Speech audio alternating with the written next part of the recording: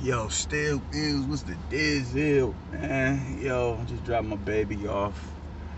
Heading to the plantation right now, man. But peep game, man. I want to talk about Fury Wilder 3 and the undercard. And how they kind of seem to go to infinity and beyond to sell this fight. Because they know niggas is mad about it. And my thing is, if you know this is what it takes to sell a fight, why not do this shit just through and through? Why not just stack the undercard? Why not properly build the talent so you can so when it's time to throw them on the undercard, they can consider that stacked? Why not put them in with proper competition instead of all the, you know what I'm saying, using all the politics and shit to dictate whether these cats can get in the ring and rumble or not? Why not do this shit out the gate? And the fact that y'all are, y'all are doing this because y'all have to have a stacked undercard in order to sell this fight. Why can't y'all just do this on every fight? Niggas think we stupid, man. Like, why can't we get Frank Sanchez and F.A. Jagba is a really good fight. A really good fight. And if it's not a really good fight, it's two names that have been making some sort of noise that they're clashing. Why couldn't y'all do this shit out the gate? Why does it have to take, we may not be able to sell this fight, so let's stack it and see that we get. That just goes to show how, y'all how stupid y'all think we are. There's no reason why the undercard should be perceived to be better than the actual fight, or it shouldn't generate more interest among hardcores than the actual headliner. I'm one of the ones who I prefer the undercard. I do. I don't want to see this fight. Like, why is it now that, y'all just think we stupid, man, and that shit is really bothering me. The undercard should not be more of a factor than the actual headliner. And they allegedly bringing a big baby on it. Like, come on, man. Y'all about to stack this card, and it's dope. But why can't y'all stack every card like this, or the majority of cards like this? Man, this shit is wild, dude. This they are really going to infinity and beyond to sell this fight. And just the more and more, like, as time progresses, the more you see they don't have as much confidence in selling this fight. They don't.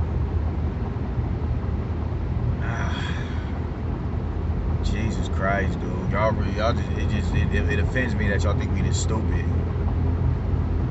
But yeah, I'm looking forward to the undercards. Not this fight, the undercards.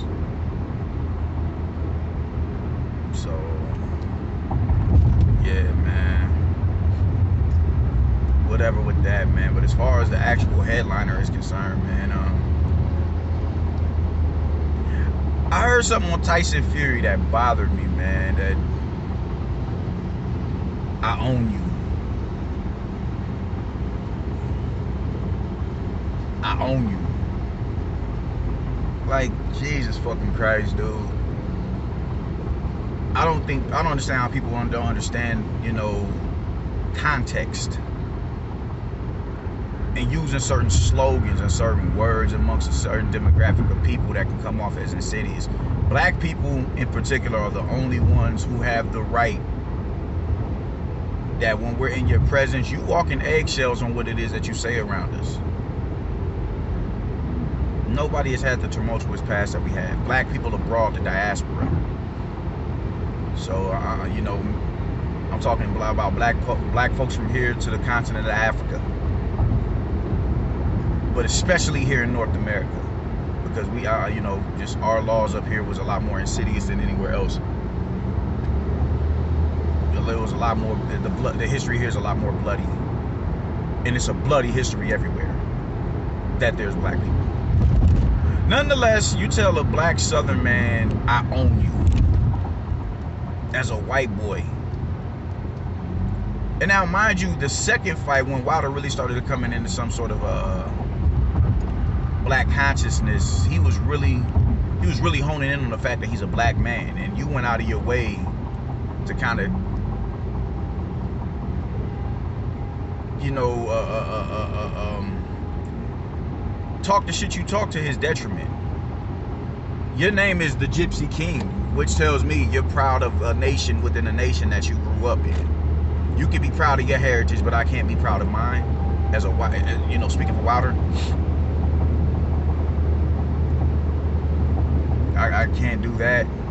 I don't see it as a black man versus a white man. It's a two-man boxing, but your name is the Gypsy King.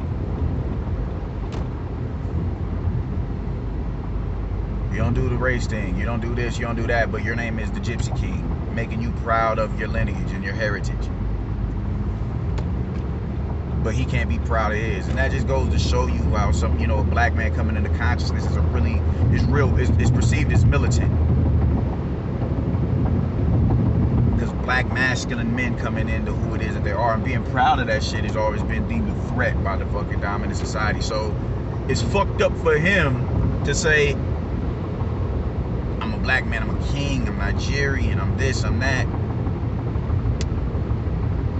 You want to knock that, you know what I'm saying, and downplay that, but you can call yourself the Gypsy King. Like, I'm just really not feeling Tyson Fury, bro. I'm just gonna call that shit straight up and down, bro. Like, I can't fuck with dude. Incredible boxer, bro, but just, even back when they, you know, motherfuckers had that, when you were singing the words to Biggie, if you don't know, now you know, nigga.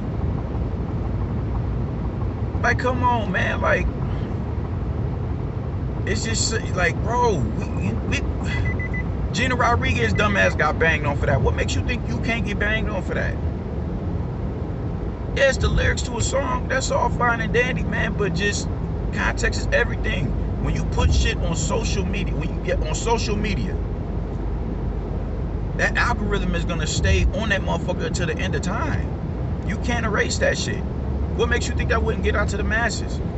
And what makes you think we wouldn't be in our feelings about it when it got out? It just goes to like, you know, y'all. This is the problem with society today. You dig? And people being on this, all, you know, just, they just want motherfuckers to be docile and not acknowledge the bullshit bigotry that we see on a regular basis, man. With them staying in that paradigm, it relaxes motherfuckers. So now you have people who ain't even black talking this nigga shit, nigga this, nigga, and then when they get mad when you tell them that shit offends me, and I have to explain to you why you saying a word that was created to disrespect me is offending me. I got to explain that to you. Don't matter the kind, we do what we do as black people. That's our problem. Niggas, our problem. We do what we do. Y'all don't do what we do, because we can't call you certain names that another person of your nation could call you, and it wouldn't be a thing. So when you get into this, mindset that, yo, all right, cool. We, you know, this is 2021. We're not in the antebellum South. We're not in the Jim Crow South or none of that shit. And yada yada yada. It's time we move on, and you know, all this bullshit, all these bullshit ass right-wing talking points to drift you away from the fact that, yo, we still live in a fucked up society. They're just more codified and covert in their bigotry on a political scale. So now when you talk about your regular everyday average Joe, they don't know nobody. It's, oh man, we ain't, you know, I'm not seeing black bodies hanging from trees anymore, so we all to the good. So you're relaxed to a point where you're so relaxed in this society today to a point where you can tell a black man, I own you. I own your soul. Even in a boxing match, you gotta understand, bro, just some context is everything. There's no way you're gonna sit here and tell me you saying that shit didn't send red flags off. I want to talk about white privilege. Even with Deontay Wilder with the white privilege bullshit, I wasn't feeling that. I wasn't feeling that at all, because nothing about this fight that went down screamed white privilege, especially due to the fact that you gave him the opportunity. When Dillian White was your mandatory, you gave him that opportunity. So don't cry white privilege now. Don't cry white privilege when you're talking about he cheated and I have the evidence that he cheated, and you haven't been able to substantiate none of the evidence that you allegedly have. This ain't white privilege. This is you getting your ass beat. So I didn't feel that shit neither. Y'all know how I feel about Wilder. But what you're doing is you're going to add fuel to the fire of his cronies with dumb statements like that. I own you. He's already trying to turn this into a racial issue. He's already trying to do that. He's already trying to, oh man, the revolution will be televised. Shit like that, that bothers me. But that, you know, just that's from a boxing paradigm. You dig? This isn't a revolution. This is a boxing match. But you saying dumb shit like that is going to fucking influence him and his followers. The revolution will be this isn't a revolution. This ain't you know, this isn't our heavyweights going overseas to fight in Germany. This isn't fucking Jesse Owens, you know, smacking the fuck out of the Nazis on the track. This ain't that.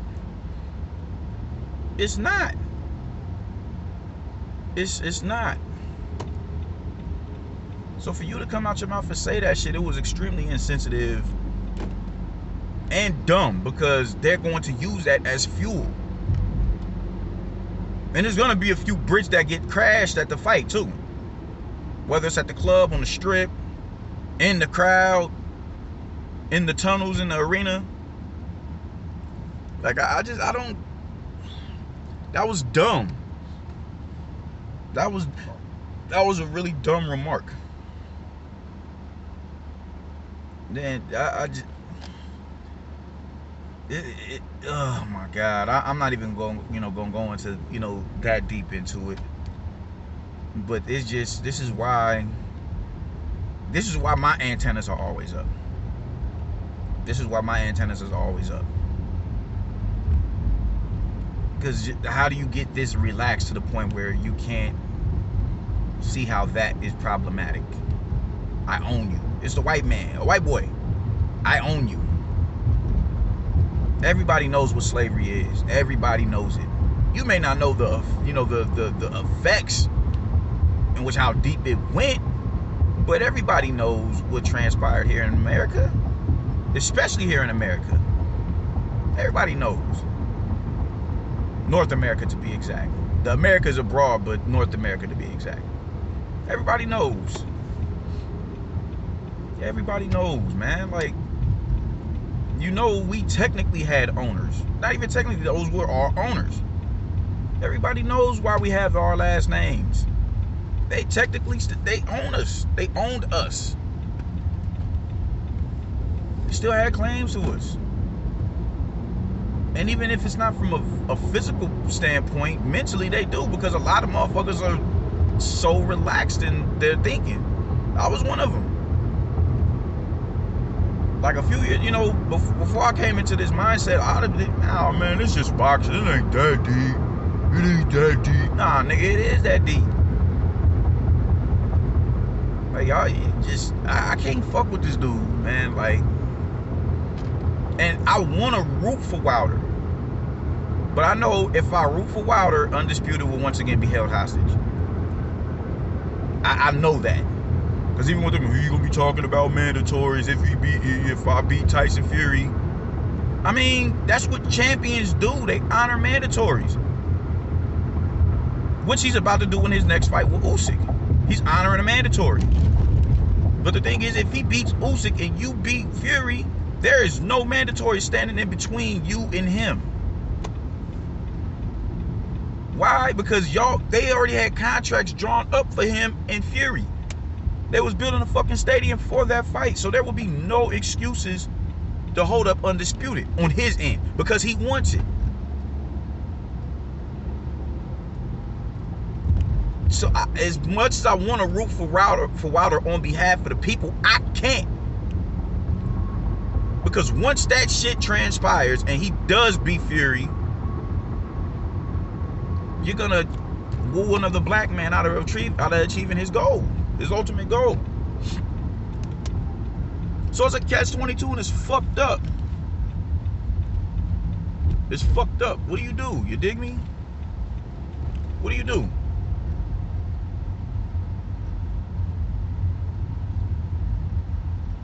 So I hope Fury wins so we can get Undisputed going and Anthony Joshua comatose that man.